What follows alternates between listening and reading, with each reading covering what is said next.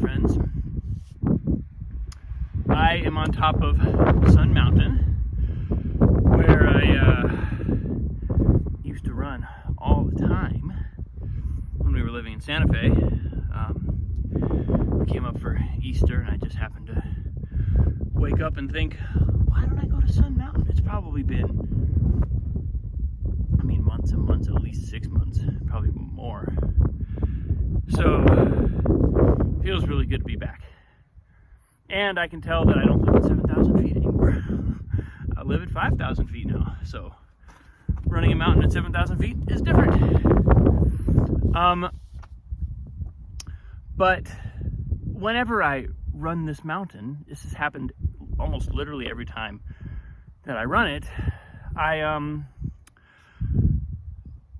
it's like I have some sort of epiphany just shows up. It's like I have a vision when I get to the top, or sometimes it's right after I leave the summit. It's like a vision pops into my head. And today's was really kind of, this actually started before I got to the mountain.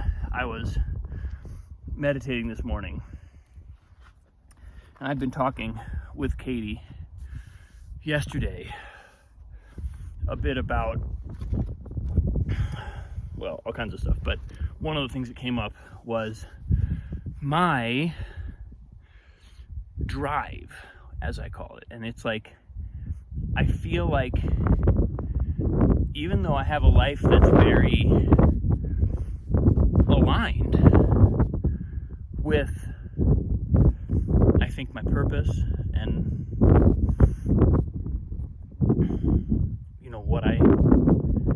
how I spend my time, and all that feels like it's in alignment with, by and large, what's important to me. There's still an element in me of a kind of drive, like an ambition, that is really powerful and can be really dominating. And I'm sort of working with that, because the thing is, I can't just pretend it's not there. I have to deal with it.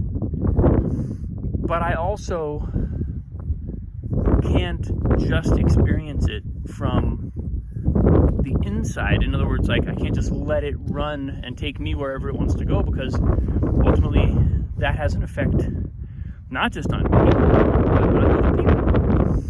So there's kind of like, I'm just holding that I'm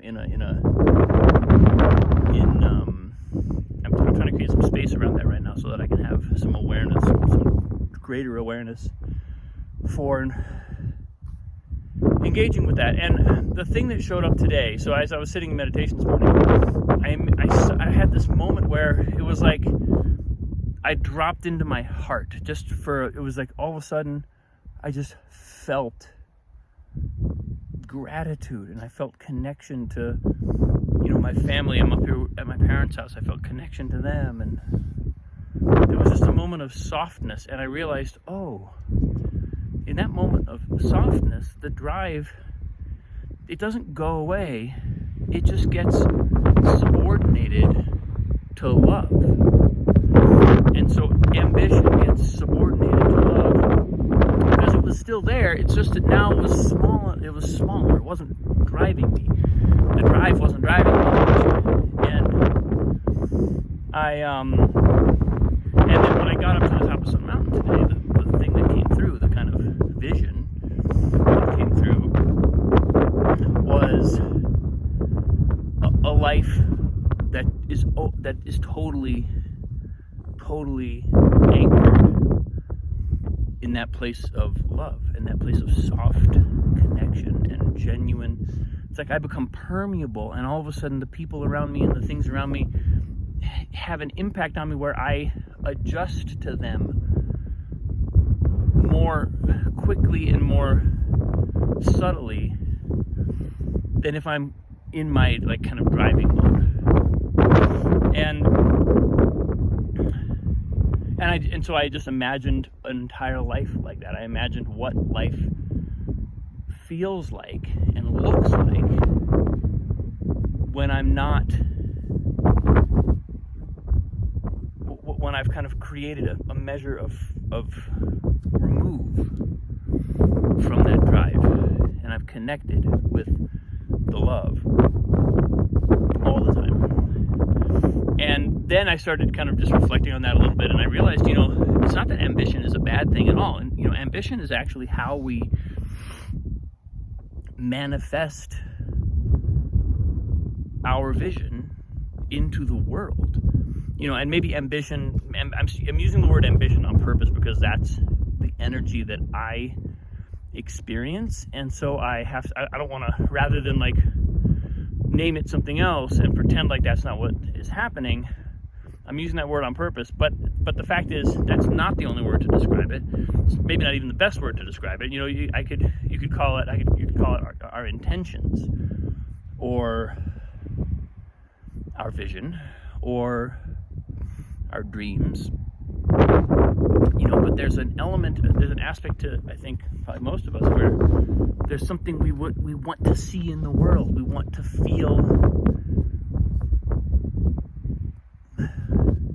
something happening in the world, some direction of evolution, some direction of growth, whether it's for ourselves, whether it's for other people, or a combination of those two things. But that ambition, that desire to change the world,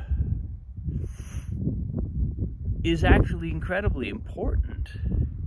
It just needs to be subordinated. It's like the image that I have is of ambition being the steering wheel, not the driver. Because if ambition is the driver, you have an unconscious driver. Literally unconscious. It might be a pretty good autopilot, but it's not a conscious driver. It's not going to take you where you want to go. It's going to take you where it wants to go. But if ambition becomes the steering wheel, now I'm using it. I'm using my own vision, my own ambition, my own desire to influence the world as a tool in service of something deeper. So now I can use it consciously. I don't have to let every tug of that impulse determine what I do. I can let it be there, and furthermore, I'll start to guide it. Like that vision will start to mold itself around something deeper. It'll start to become in service of something deeper. And that's when you're in a really powerful place, where there's a kind of, it's basically saying the ego comes in line with the soul. Like that limited part of ourself that is always limited, and that's going to have certain ambitions or certain desires. It's shaped a certain way. We're born into the world with our pail or bag of karma. It's not, we can't change that.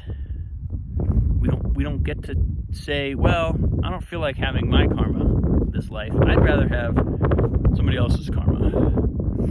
We don't get to do that. We have to deal with our limited self, our limitations, who we actually are, process the things that are our history, our composition, our patterns. That's all we can ever do.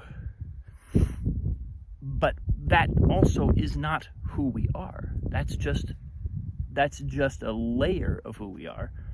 And when we tap into this deeper place, all of the limitations, this is what I've seen in some really beautiful people and teachers over the years, is that all of them, even their imperfections, their foibles, the things about them that are not, pure and enlightened,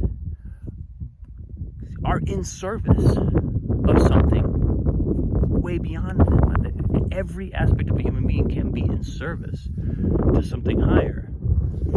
We don't need to be perfect before that happens, and we don't need our egos to be perfectly designed and refined before they can be in service. It's actually not a matter of that at all. It's a matter of discovering that deeper layer, that, you know, what I felt this morning as a kind of heart connection. And it was like my energy drops into my body, and then it's like it shoots into the ground, and just like, it's like I expand into the whole world in one moment of feeling.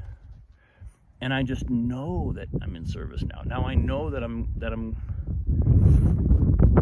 can feel my own intelligence available to me, as opposed to tuning my own intelligence out, because my ambition is kind of dragging me along.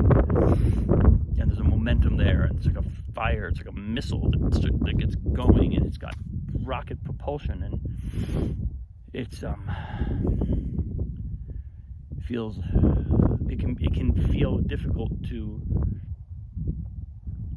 affect the trajectory of that, or to slow the trajectory of that. But you put that in service, you give that kind of energy a guidance system for what it's here to do, really. Not just serve itself, but serve something completely higher and more inspiring than itself.